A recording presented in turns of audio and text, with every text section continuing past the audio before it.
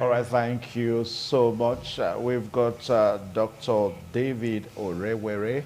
Of course, he's the president of Association of Resident Doctors with the University of Benin Teaching Hospital. You're welcome, doctor. Thank you so Now, much, Evans. I Nice to be remember a here. fortnight ago you came here, Yes. and you told me that you were flexing your muscles to go on strike. Eventually, your strike begins today. Yes. So what are the issues? You and the federal government could not reach a truce. Good morning, everybody, and it's a pleasure to be here again. It's sad to say that we have found ourselves where we are. We did our best, especially with the 2 weeks ultimatum, like I mentioned the last time I was here, where we gave to the federal government to look into the issues that were on ground, genuine issues. And it will interest you to know that within the last 2 weeks that the ultimatum lasted, there was no meeting.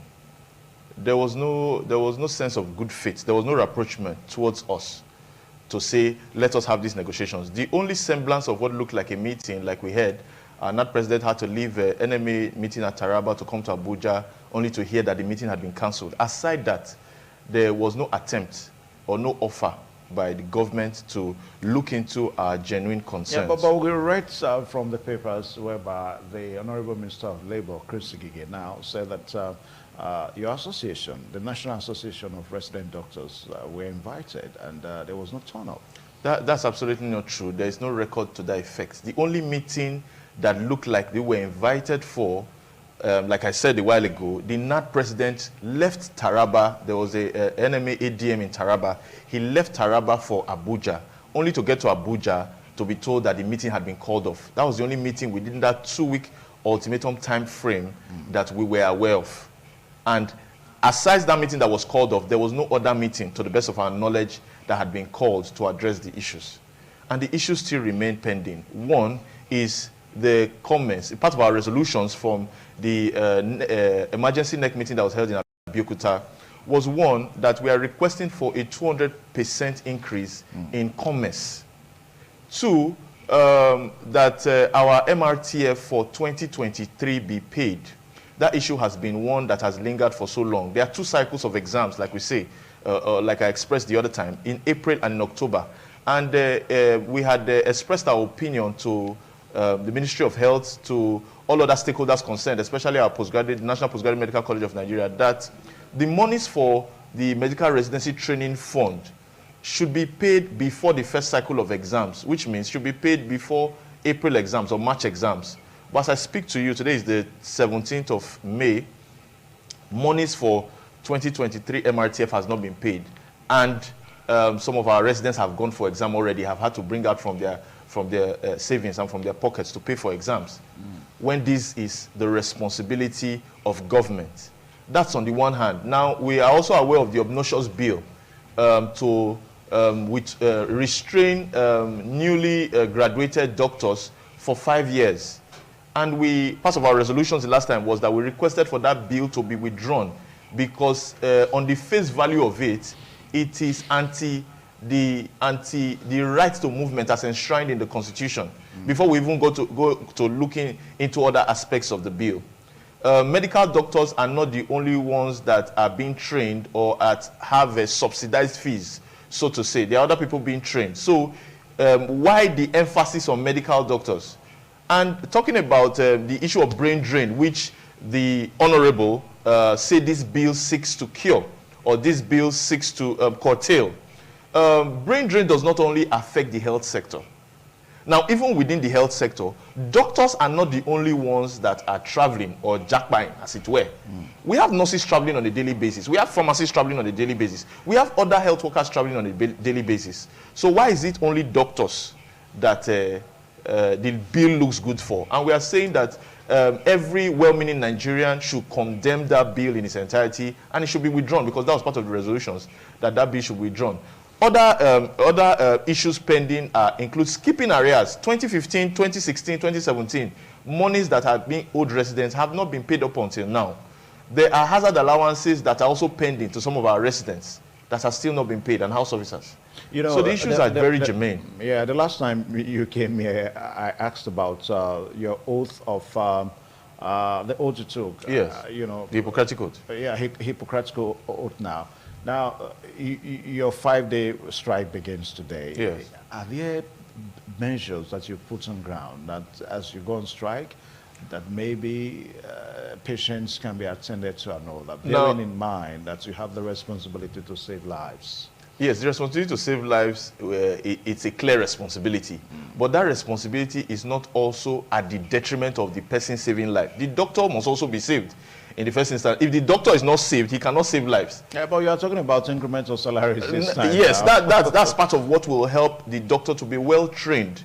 Beyond the increment is that now the focus always seems to be increment in salaries. There are 3 issues, like I pointed out the last time. There are the issues of manpower. There is heavy manpower shortage as a result of brain drain currently. And that reflects in every aspect of our work. You find out that the responsibility of 5 people previously is being handled by 1 person. You expect that that person would almost likely break down from the effect of the work he's handling. Now, there's infrastructure issues. We do not have enough infrastructure. In fact, even as basic as consumables, sometimes it's difficult for consumables. As basic as hand gloves and face masks that we use to protect ourselves, we cannot find them around in the hospital. Before we even talk about the basic equipment that we use to do all of our diagnostics and all of that. So we're saying government should pay attention to all of this. Remuneration is just one aspect. Yeah, when you talk about the issues we are coming up for in this strike, or we're calling up for in this strike. Yeah, you talk about basic things that you work with, such as the hand gloves and all that. Yes. Now, why don't you channel the grievance now to the management of the facilities you work with? I'm saying this because I've visited 1 or 2 public facilities around, and I do know that at times patients even go as far as buying hand gloves. True.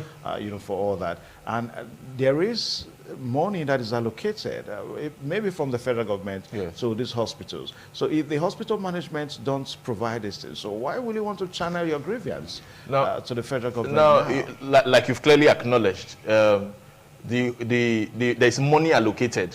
Now, if the money allocated from the federal government, because in our case, UBTH, it's a federal teaching hospital. Yeah, if the money allocated from the federal government doesn't come to the hospital management or to the hospital, as it were, we will not have this basic provided. Comes now. Maybe. This also doesn't mean that we do not escalate these issues to our hospital management. We do, and where they need to step in, they step in. But we are saying that the allocation, don't forget that this was also one of the resolutions the last time. We are saying that the allocation to the health sector in general is not enough. It's totally deficient.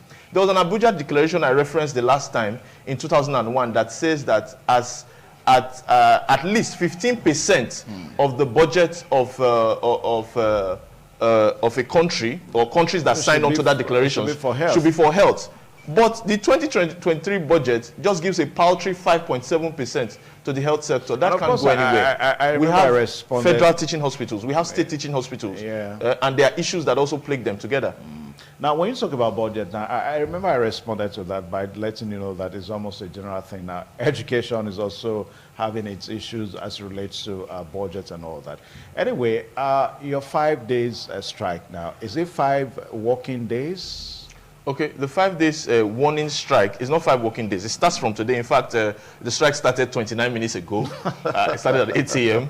And it's going to last from today, Wednesday, till Monday, 8 a.m. So by Monday, the 22nd of May, 8 a.m., we'll be back in our consulting rooms, we'll be back in our clinics. Now, you had mentioned the last time. What happens after You had mentioned a while ago as to whether we had made provisions. Now, in the teaching hospital setting where we work, as resident doctors, we are not the owners of patients. Our consultants, we call them our trainers. They are the owners of patients. If a patient is admitted into UBTH today, is admitted under a consultant. But you know it's not that admitted. I'm coming. I just want to make that point very quickly. Consultants leave this patient. I just want to make that point very quickly. The patients are admitted under consultants. So we have sufficiently notified our management and notified consultants who are the owners of these patients that resident doctors will not be available from Wednesday the 17th 8 a.m.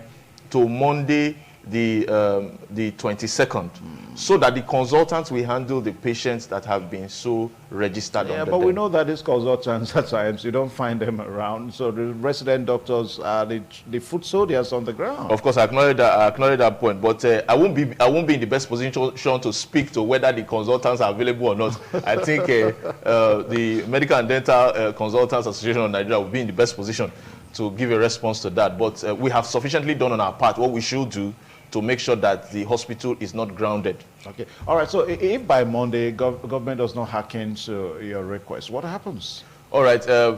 Coming from our last meeting, because this was the second emergency meeting. You know, I said there was a first emergency meeting in Abeokuta. This second emergency meeting just held on Monday. And suffice to say that even though we gave a 14-day ultimatum, we added an extra 3 days graciously. So we had a meeting on Monday. And at that meeting, where the strike was eventually called for, I tell you, it was a very stormy meeting, but we did our best, and I must give great kudos to the national president of the Nigerian Association of Resident Doctors. He had a very tough time making sure that the house was coordinated to make sure that our demands are carefully channeled. Now, a lot of people even wanted us to go for a 2-week strike. Some people were of the opinion that we begin the strike indefinitely as it is. But we also realize that patients that are going to be in the hospital are also our family members. And so we say, such that we press home the demand, let us give a warning strike. And sufficiently we have given this warning strike and have started it in effect already. Yeah. Now we have also said that after the warning strike, which ends on Monday, we will call for a meeting to review positions and see if government has called for a meeting already, then that shows that there is sign of beginning to attend to the issues and to see that the issues are resolved. If government also doesn't show any good faith within the period, we will also call for a meeting to further review positions and take a stand moving forward. Now, we have a physical meeting coming up in 2 weeks' time, so we have also put it at that meeting to take a firm stand as to what the next line of action will be moving forward. Okay. All right. So I think we'll leave the issue here now because we don't have the other side of the divide now. Here in independent radio and television, we don't take one side of the story. We ensure we balance the issues so that we get you along. So we're going to be inviting government officials, most especially officials from the Ministry of Health, Federal Ministry of Health now, so that they can lend their voices to some of the questions and some of the issues that Dr. David Orewere has raised on this program today. I want to say a very big thank you for coming. And thank please, you so much. I just want to play it on the personal ground now. Please, if by Monday, 8 a.m., government has not responded, please, just exercise patience now. Mr. Ivan, let me just throw this in.